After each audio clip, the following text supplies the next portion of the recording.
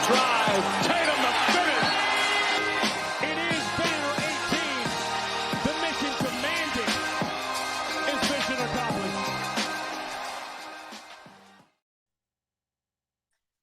What's up, everyone? This is Noa Dalzell, and I'm here with a Sunday mailbag edition of the You Got Boston podcast, and we are officially in the slowest time of the Celtics offseason, so I appreciate those of you for tuning in, because even in August, you still care and are thinking about the Celtics' upcoming season and upcoming quest to pursue a second consecutive title, which is a pretty exciting thing to say.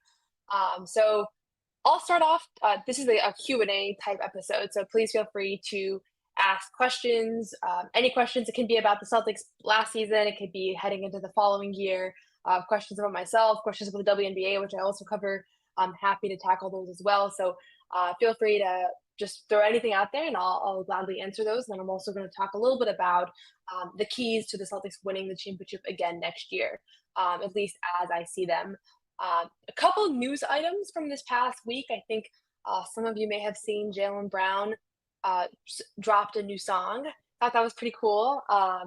I personally am actually not a huge music person, which is kind of a weird thing to say about yourself, but I did think it was cool that he did this project that was clearly not something that he clearly has done in the past as a basketball player.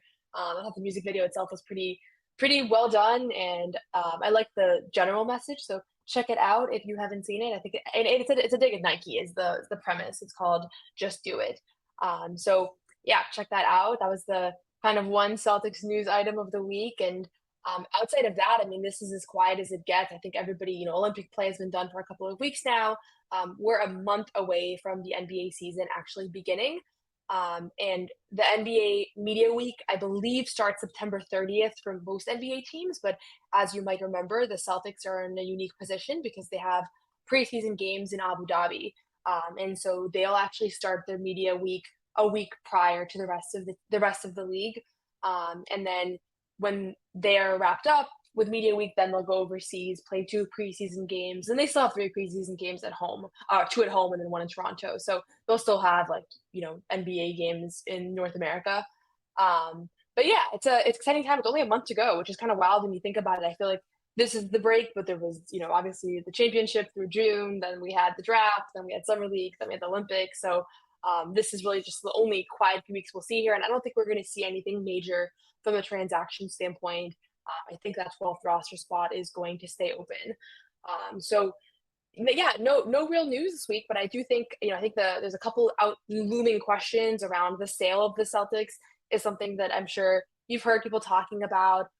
From the people that I've spoken to, I think the Jeff Bezos rumors that he might buy the Celtics or be a major suitor seem to be false. So I'm sure you've seen kind of those debunked. And then outside of that, I think there's an outstanding question around who might come into the bidding war over the Celtics. And I think most people hope that it'll remain Steve Pagliuca, one of the current co-owners. And that way you don't have to worry about kind of branching out and bringing in somebody that's going to say, we're not keeping this expensive team together long term. So I'm less in tune with the ownership stuff just because I think that it's hard to get credible information about that, and I'm not going to report anything unless I know for sure. But certainly something that we'll keep our eye on and something that matters because right now they're set to have the most expensive luxury tax payroll in the history of this league. And so this is something that you want to make sure that the team that buys the Celtics, the ownership group or the person that buys the Celtics is not going to break that up, because I've maintained this belief that the fact that they have a really expensive contract and expensive team doesn't really matter, because as long as they're willing to pay it, we don't need to worry about how expensive the luxury tax payroll is going to be. So that's been my belief to this day. But obviously, if you bring in an ownership group that feels differently about that, then all of a sudden it becomes a problem that you do have to worry about. So with that, I'm going to start taking questions as they come in, and then if there aren't questions, I'll just share a little bit about the things that I view are keys right now to repeating, because we know that it's really, really hard to repeat, and we know that it's not something that is, hasn't really been a track record of it. It's been since the Kevin Durant Warriors in 2017. We haven't seen a single team win back-to-back. So while it's fair for Celtics fans to win, to be confident because of the historic dominance that we saw last year, I think the safe prediction is that teams aren't going to repeat at this point. So I'm going to start here with the first question. from Scott Slaney about whether I'll be covering the team home and away. So I will be at every home game and I think about 75% of away games. And that's something that I am making happen. It's not, I don't necessarily have an outlet that is going to cover all of those costs, but I'm doing coverage for SB Nation and for CLNS Media. And I think that part of what's enabled me to be effective, at least as effective as I can be at covering the team, is being everywhere. And so I know sometimes on the road there are less reporters, there's less way to get interviews and insight and all that. So I'll hopefully be at most of those games and be able to give you guys updates. And I'll be going live, and I'll be doing these episodes from different cities. I've already booked and planned a lot of my travel, so that's my plan right now. And home, obviously, I live like really close to TD Gardens. I actually walk there usually, so that is super convenient. And it was cool because I got to spend some time at TD Garden this week because first the Big Three tournament was on Sunday. I wrote a story about that. I spoke with Gerald Green, and he was talking about just like he feels like this is a full circle moment. I don't know if people even remember Gerald Green, but he's now on the Big Three, which is this professional 3-on-3 league that Ice Cube runs. The championship game was at TD Garden, and Gerald Green was on the winning team. He was named MVP of the tournament. So it was a super cool kind of full circle thing. So I spent Sunday last week at TD Garden.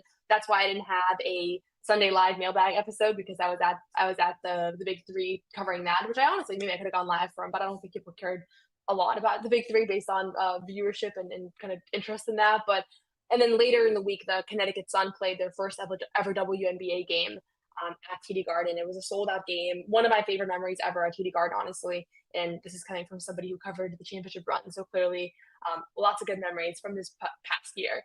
And so if you want to hear more about the TD Garden game, you're welcome to ask questions in the chat, but also wanted to mention I did do a podcast episode on that game and the kind of the growth of the WNBA and the significance of selling out 19,000 seats at TD Garden on a Tuesday night against the worst team in the league, and what that means for both the Connecticut Sun and New England women's professional basketball. Because I do think that a lot of Celtics fans, if they're looking for basketball right now, like this is the time to tune into the Connecticut Sun. I don't want to get too off track, but I'm actually in New York right now because the Sun played the New York Liberty in Barclays Center last night, and they beat them. They're the second best team in the league right now. So if you are missing hoops, tune in. WNBA. I know not everybody's thing, but it has been a really fun season to watch. I think it's probably the most exciting season of my lifetime. So it's a good year to join, and you could maybe tune in for another championship ride because the Connecticut Sun are the second best team in the league so far. So I guess to answer the question, I will be at most away games too, and covering around the clock. Question about whether I played hoops. So I grew up playing basketball. My dad played overseas. I had him on the show last week as well, so feel free to check out that episode. But I played club at Northeastern, which I don't know if that like means anything to people, but club I would say is like somewhere between playing in college and playing like recreationally. We didn't have, we traveled around. We had like nationals. We went to different tournaments in different places.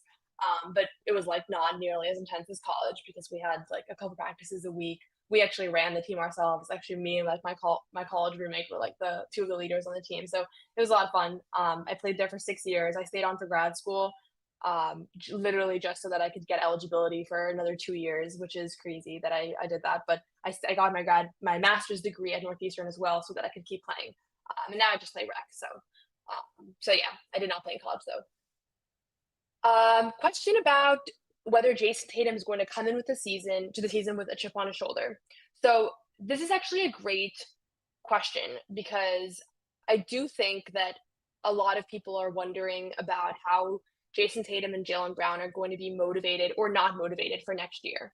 I think for me, the hope is that they both come in motivated. Obviously, you always want your team to be motivated, and the hope is that they come in with a chip on their shoulder as far as like we're going to take every game very significantly the same way that they did last year. We're not going to take winning a championship for granted. And I guess my one concern about this idea that they're going to come in like heated. And again, we're just for those of you that maybe haven't been following closely this summer, though I suspect the most people that are on this have been. Jayson Tatum's whole thing is that he didn't play in the Olympics. He maintained professionalism through the 2 DNPs in the Olympics, through a very limited role. He was one of the players, I think, maybe the only player on that team that's like whose stock went down. So I don't really love the fact that Olympic basketball impacts people's NBA stocks, but I think people are thinking, he was felt disrespected by the way that He didn't play in the Olympics, and then he didn't play versus Serbia in particular, and he's going to come in and he's going to show the world that he's like an MVP caliber player. And I've heard a lot of former NBA players talk about this. I've heard Jeff Teague, Jamal Crawford. There's been a whole, I think it's been like a pretty widespread thing in the NBA world, along with media as well. But the reality is that I think that if what made Tatum so effective this past year, and even during the playoffs when he couldn't shoot well and he was 28% from three for the postseason, was the fact that he didn't go into every game trying to show that he was an MVP caliber player.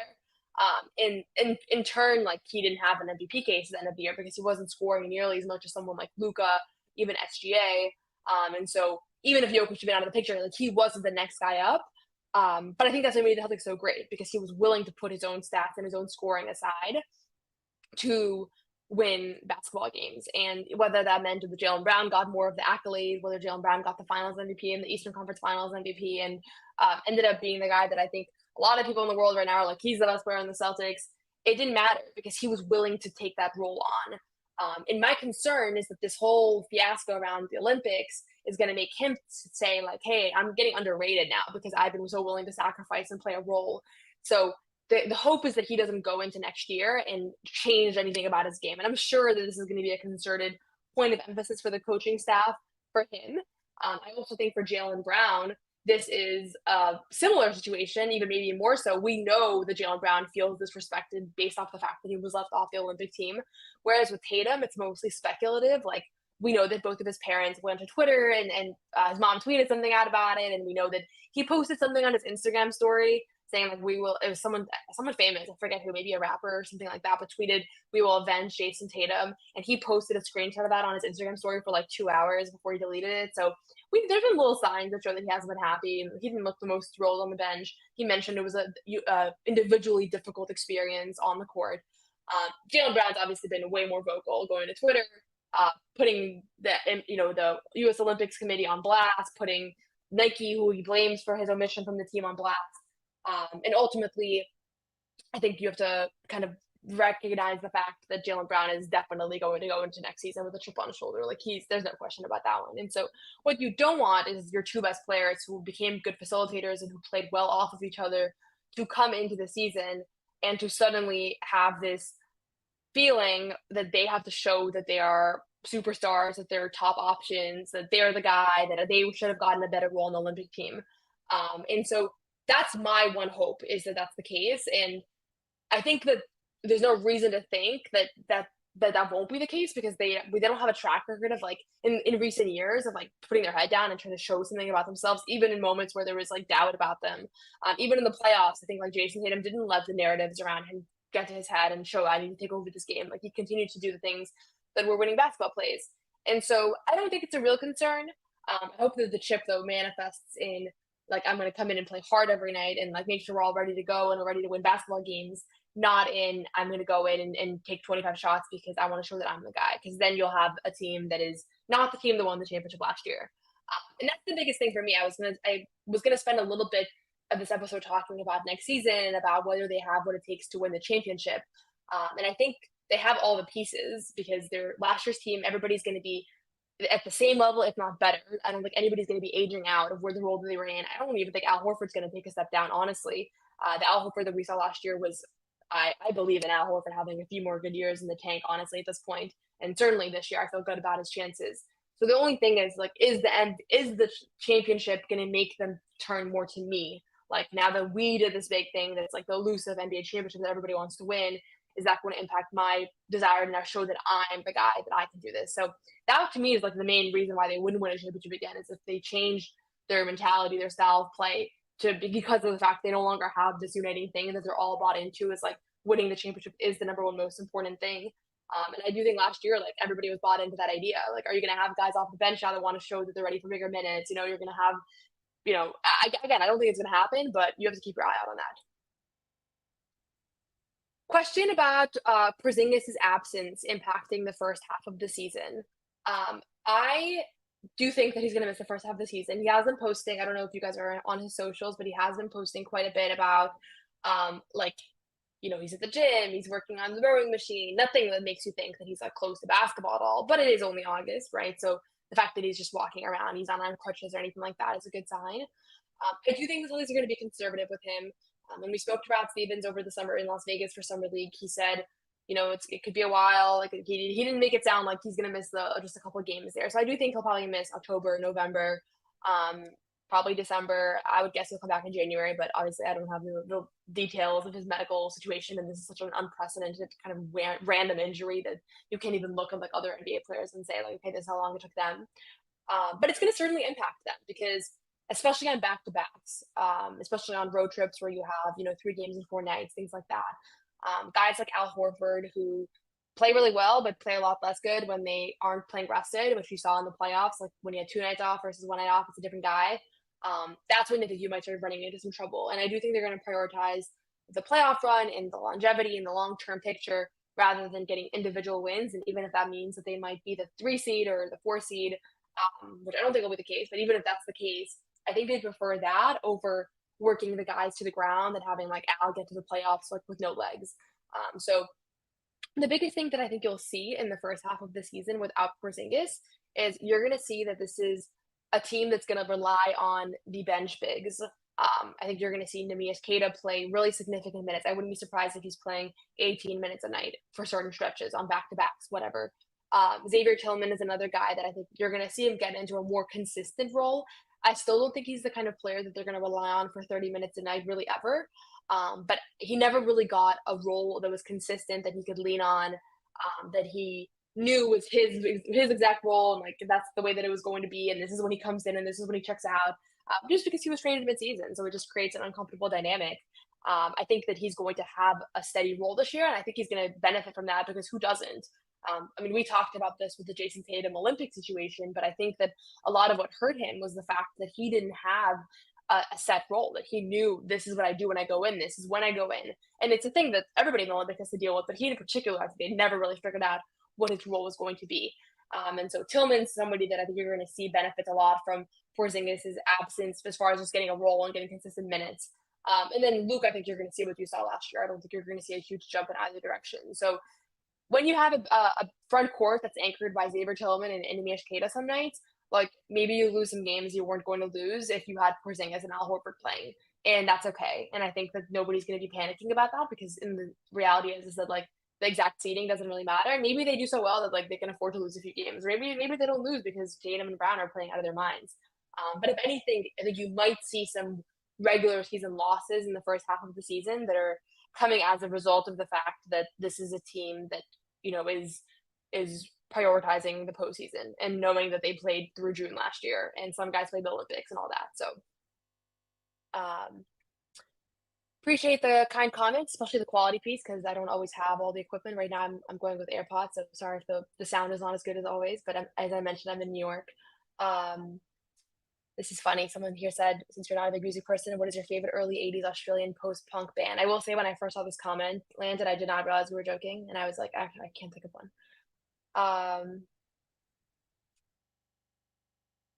Yeah, WNBA is similar system to the NBA, and the draft is in mid-April, so just a question here about the WNBA lottery, but right, so the Fever obviously got the first pick this past year.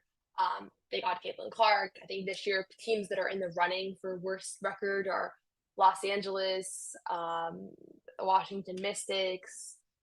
Those are 2 of the bad ones. Dallas Wings, Atlanta Dream are like the other one that aren't in the playoff hunt right now, but they've been playing a little bit better. But Paige Beckers I think is like the big the big prospect coming out of next year's class, and so she'll be the number 1 pick, and I think teams are vying for her. So yeah, it's fun to watch. And again, I don't want to keep plugging the WNBA because that's not necessarily everybody's interest that's tuning into the Celtics podcast, but we're in the last few weeks of the regular season. Playoffs start in like 3 weeks, so this is the time if you are gonna ever tune in to like just watch a couple Sun games. You can read all my writing on sbnation.com/WNBA. I cover a lot of the games and a lot of the storylines, and then you can watch. Yeah, and the playoffs are going to be happening during preseason, so just something else to give some more basketball to watch, right? Question here: do you think Jack Simone will come into the season with a chip on his shoulder? I do think. I think some of you may have seen we posted some Celtics beat media games. I do think you're going to see more media game highlights, and I gotta get in the gym and work on my shot, honestly, because shoot well when I've been like shooting a lot. Like in high school, I used to go every single night with my dad and we'd just get shots up. And then when the games would come along, I was in a good rhythm and I could like be counted upon to make open threes. But I don't go shooting anymore. I just play pickup. And so sometimes I'll just be in a bad shooting slump for like 6 months because I just haven't like ironed it out. So I'm going to try to get some shots up so that when we do have a Celtics media game, or even just pickup games, like we did a lot of the playoffs when we were on the road, we would just play 3-on-3 or 5-on-5. I got to be ready to go. So, but I think Jack got a bad edit. I will be honest. If you saw that video, he's actually pretty good. He's very dominant in the post. So, so shout out Jack. He probably won't see this, but maybe I'll send it to him with the timestamp so he'll know I'm giving him credit. Question here from Neil: do you worry about a championship hangover? In general, you have to worry about a championship hangover because it's just something that historically is such a present and dominant thing.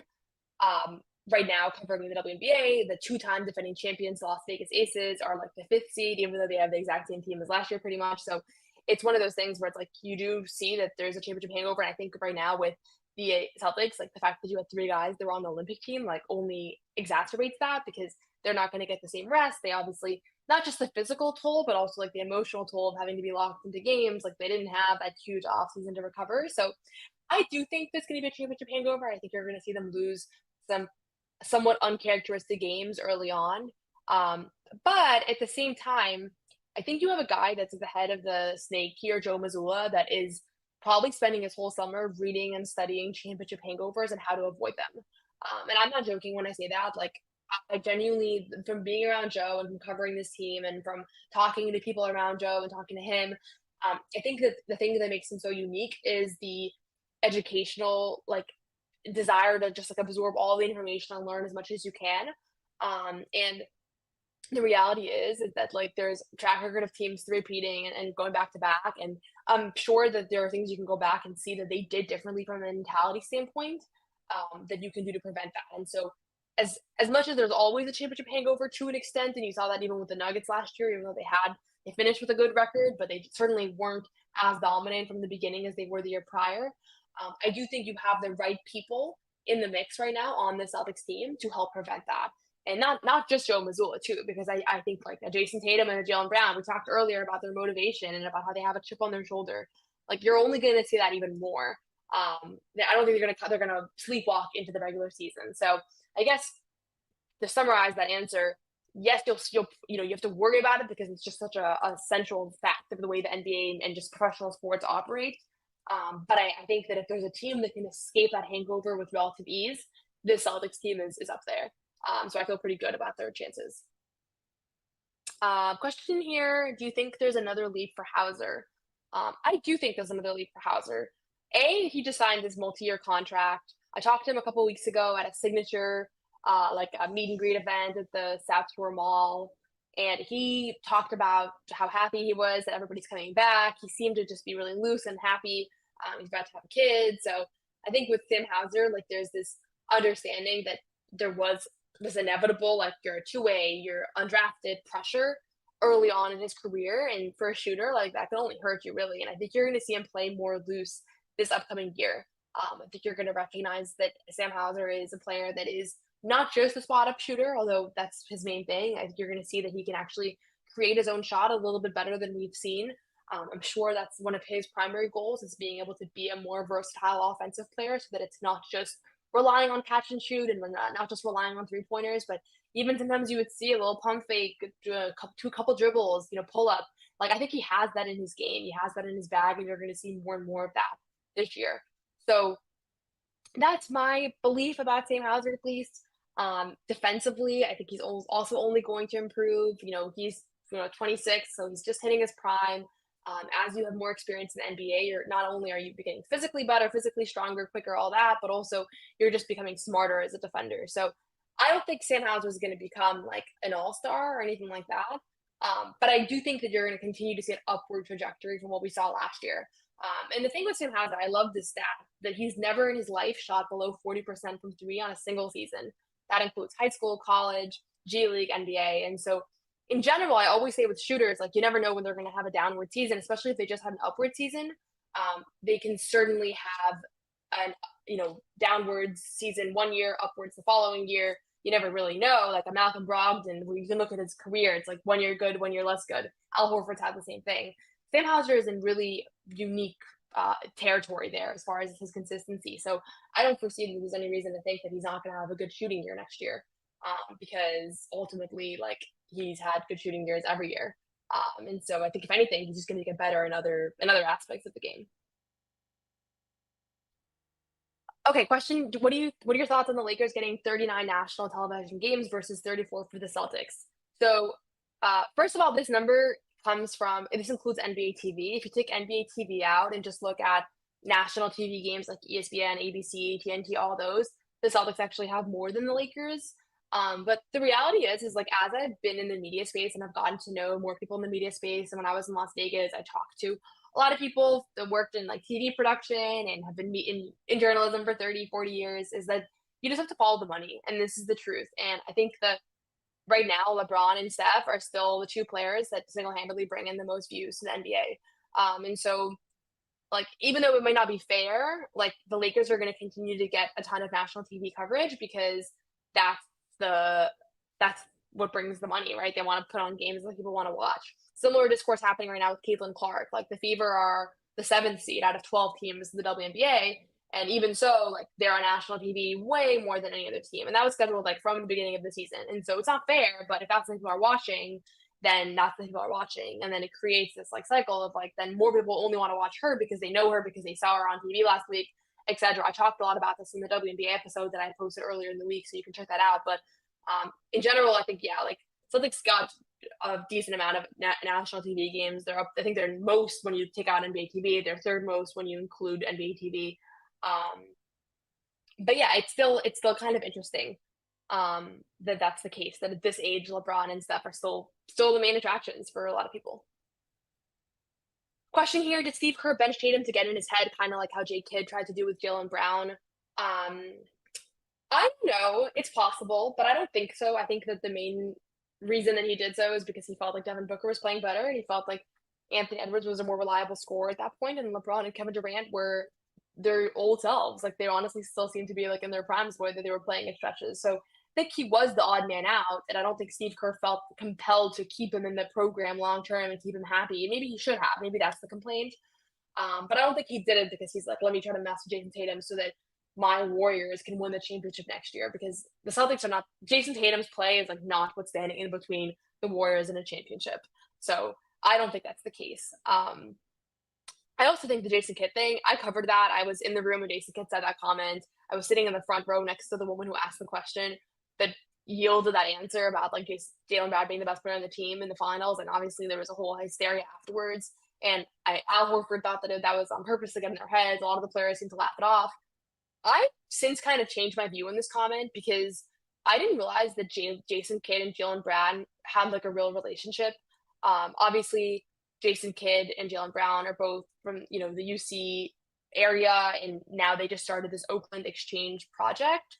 And Oakland Exchange is this like nonprofit that Jaylen Brown is starting, similar to Boston Exchange. If you've seen some coverage of that, where they're going to be giving grants to like black entrepreneurs and creating creative creators. I don't have the exact correct language, but they started this nonprofit together in Oakland to help kind of bridge the racial wealth gap and address a lot of societal issues. And there was all these photos of them together. They were doing a press conference together. So I think the Jason Kidd actually might just like have a good relationship with Jaylen Brown, and just felt that's the case. And obviously Jaylen Brown won finals and MVP, so it wasn't like a crazy thing to say. But yeah. Question, is this live? Yes, it is. Sometimes I know they look live, but they're not. But Sundays, I'm always going to be going live. So I'll try to keep them around like the same time, around 4 o'clock-ish, but it sometimes depends on if I'm covering something. So it can't always be. Yeah, comment here about the WNBA blowing up. It really has. It's been so fun for me to watch as a woman covering basketball, that there's opportunities to cover the WNBA now. I mean, that's my full-time job alongside my Celtics coverage. So, question here. This is a tough one. Any current/former NBA players you wish to see in Celtics green?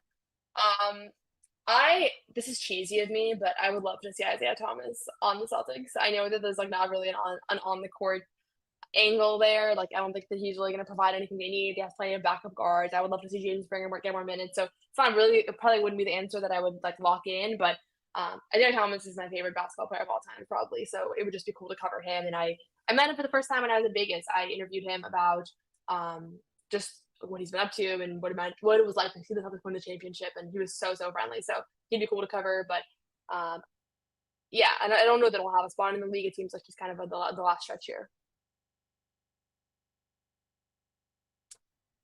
Question here from Alex about will the assistant coaching losses be a big deal? Jermaine Bucknor is one of the assistant coaches that they lost. Obviously, Charles Lee's the big one. He was the top assistant. Now he's going to go to Charlotte. Blaine Miller, the G League coach, also with that group going to Charlotte. So they lost a couple guys, but I also was around at Summer League and they kept the majority of the guys. So there's going to be a ton of continuity. I think this is the Celtics assistant staff that is really locked in, really close. And the fact that they're not bringing in a lot of outside people, instead they kind of elevate people up, whether that's Sam Cassell, whether it's other people like Tony Dobbins, Matt Reynolds, both of whom have been with the organization for a long time. I don't think the losses are going to hurt this team too much. I do think that, there's always, transition out. I think someone like Drew Holiday really relied on being with Charles Lee, like someone he knew from Milwaukee. They have a good relationship. They were always shooting around together and everything. So that was cool to see. But largely speaking, considering like what turnover can look like between two NBA seasons, this Celtics team is bringing back the entire roster and almost the entire coaching staff. So I think if that's what's causing them to have issues this year, it's probably something else, right? So I think they'll be fine. I personally really, Jermaine Buckner, I think I mentioned this before, but he was like the friendliest person on the coaching staff. Was always my first day ever covering the Celtics. He like came over to me and introduced himself and was helping me around. So I really liked, appreciated him and everything that he brought to the table. But everybody seems great. I hear only wonderful, positive things about the staff. So I think it's just when people exit, it gives other people an opportunity. That's the one downside with everybody on the Celtics coming back from last year, is that nobody has like a clear, bigger role this year because there's nobody that's left really. So with assistants, is like when guys leave, like Charles Lee left, so that creates a vacuum where like someone else can step in and be a leader in their place. And I think we saw that between the 2023 and 24 seasons, like with Grant Williams, with Marcus Smart leaving, that it created like a leadership vacuum, like a vocal vacuum that people were able to step in, and that really benefited the team. So maybe you see that again with the Celtics assistants. I'm going to just do two more questions and then we'll wrap up, because after 30 minutes of talking straight of just me, I start to lose my voice. Maybe it's because I'm yelling. But one more question here. Will the Celtics becoming more culturally relevant? Do you see basketball culture becoming more prominent around New England? And the Cooper flag being an example. So I think certainly like it helps. Like when you see teams that are dynasties and professional teams have a lot of success, like little kids start to care about that sport more. And certainly you start looking at like prospects around you. So I do think there's a connection, but to me, like the Celtics were culturally relevant before this past year. I'm 26. I feel like they've been relevant my entire life.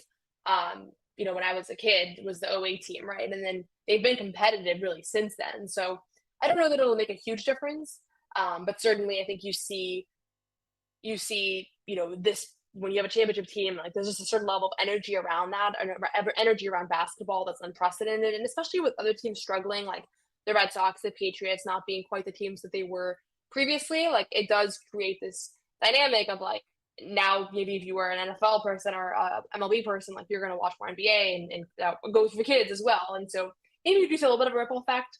But I don't know that it wasn't already a very basketball focused place. Though I live in a little bit of an echo chamber because I'm not a fan of really any of those sports. So I've always been basketball in the Celtics. Last question I'm going to answer here. Do you think we need a backup center on the Celtics? I think they're good with who they have currently. The fact that they were able to bring back the entire front court from last year, I think that there's guys that are going to be ready to make a leap and ready to take a step forward.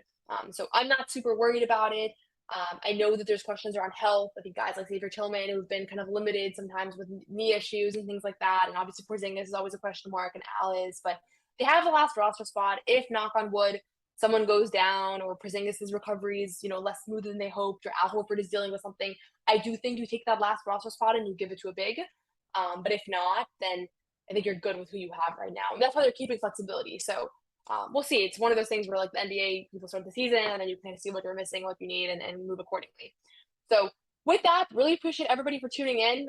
Always cool to see like almost 1,000 people tuning into this one, even though we're in late August and we're in the end of the regular, really not anything new substantive happening. But please do subscribe to the show. It's on Spotify, Apple Podcasts, You Got Boston. My own YouTube channel is You Got Boston. Feel free to DM me. A lot of you have been on Twitter with ideas, suggestions for how you want the show to go next year, especially as I'm on the road. If there's things like pregame that would be worthwhile or postgame or whatever it is, certain topics you want to see me explore, happy to do so. So my inbox is always open. Appreciate you all for tuning in. Wouldn't be able to do it if there weren't people that were interested and engaged, especially this time of year. So much appreciated. Have a great rest of your week. And I will have some episodes coming up this week. I'm going to have my dad back on, as well as a former coach of one of the current Celtics players will be on as well. I won't say who just yet, but appreciate it, everybody. Have a great rest of your week, and thank you.